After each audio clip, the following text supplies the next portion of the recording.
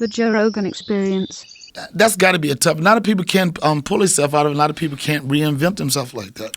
Right. Like if you're Gallagher, like everybody expects fruit. If you say, I'm just going to talk now, people are like, come on, bro. But we wanted to talk in the fruit. Yo, right? But people like that have weird, crazy fetishes and shit, bro. It's like he fucks with watermelons and then he likes looking at naked goats and shit.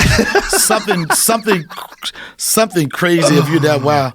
But Gallagher, you're gonna see Gallagher. Anytime you see Gallagher, you're gonna think watermelon for the rest of your life. Yeah, you're gonna think sledgehammer. You're gonna think everybody's covered in plastic. Remember? I remember that when we I hate to keep, but you just said it when I was with Chappelle show and I used to pitch ideas, and they used to just throw my ideas like, pop, get that shit out of here.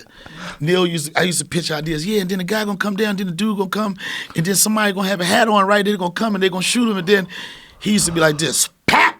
He used to smack that shit out of there. He was like, do that shit 10 years ago, son. Like my shit was so dated. And I couldn't think of anything. One day, I was watching Comedy Central, and Gallagher was on. And for some reason, Gallagher looked like Dave Chappelle to me. And I was thinking, because Dave like skateboards and shit, I'm saying the skates. And I just said, of course I was smoking a joint. I said, what if Gallagher was black? I was like, what if Gallagher was black? I just said, what if Gallagher was black?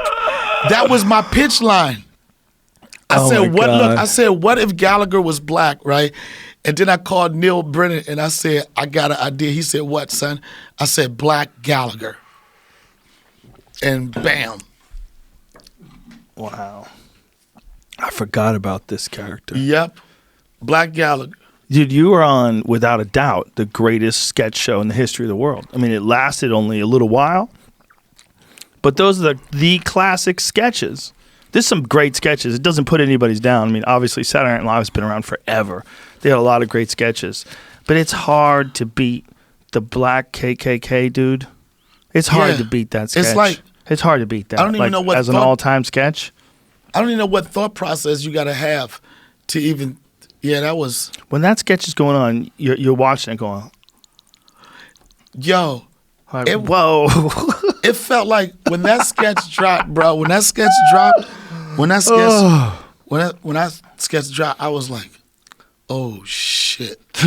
It was just like, "What are we talking about?" It's like one of the funniest things that's ever been captured on film. When Neil's head explodes. Yo, what a great idea, too. It's just such a great idea. A blind black KKK member. And he just running around thinking he's fucking white as shit. Oh. And that shit still stays in fucking pop culture. It's just one of those things. It's going to be a Clayton Bigsby forever. Forever. There's a bunch of those. His Rick James. It's one of the greatest sketches of all time. I remember when we were doing the wraparounds, when you show the sketch to the audience, and they played the Rick James sketch, and every time we played it, the room just exploded. I mean, just exploded like, wow. Oh my God. Yeah, it was. You knew something different. No one ever knew that it would go to the extent that it went, but you just knew something was big in that moment. Dude, there was a moment where like people would just yell out, "I'm rich, bitch." They would just yell it out in shows. People would just yell it out. Yeah. Like they just kept yelling it out. "I'm rich, bitch." There was like something they wanted to say. They had to say it. Dude, that show had an impact. A crazy impact if you really stop and think about it. It did. It's amazing that someone somehow or another, through whatever, didn't keep that going. Like, I don't know what happened. I don't either. But god damn, how do you not keep that going? Just back off. Just back off and film it and just let them do it. What happened here? How did you fuck that up? How did you fuck That's up? how I felt when he did SNL a couple years ago. You know, I was like, it's like that show is past us, and everybody's doing different things. You know what I mean? But the show was just so iconic. It's hard to forget about it. But it was like, when we did SNL, when he did the Walking Dead spoof, when he did, Jamie, did you see that sketch? He did the he did a spoof for the Walking Dead. I didn't see this. Oh my God. And this is a recent thing? Oh, this was SNL. He won an Emmy for this. This was SNL like God, how did I not see this? 2 years ago. When this scene right here, man, I was saying to myself, this shit is like, because I hadn't seen him perform as a character actor since the Chappelle show. And he fucking bodied this. The beginning of this shit is ridiculous. It was funny as shit. They won an Emmy for like, they have, you know, they have a little special category like special, like a comedy special. Not the premiere Emmys, but the, you know the ones I'm talking about. Yeah. That's a crazy scene to spoof too, right? That was a terrible. Remember that scene? Yeah. In The Walking Dead? But he did it. That's like one of the most brutal scenes in all of television. If you really stop and think about it.